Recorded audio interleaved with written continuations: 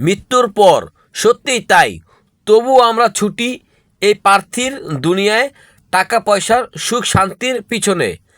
আল্লাহ তাআলা হেদায়েত দিক সবাইকে, আমিন। মৃত্যুর পর ধন সম্পদ হবে ওয়ারিসের, রুহু হবে আজরাইলের, মাংস হবে পোকামাকড়ের, হাড্ডি হবে মাটির।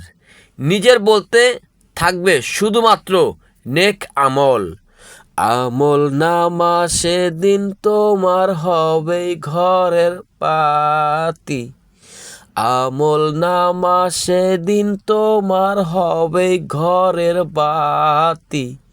ওই কবরে যেতে হবে, থাকবে না কেউ সাথী।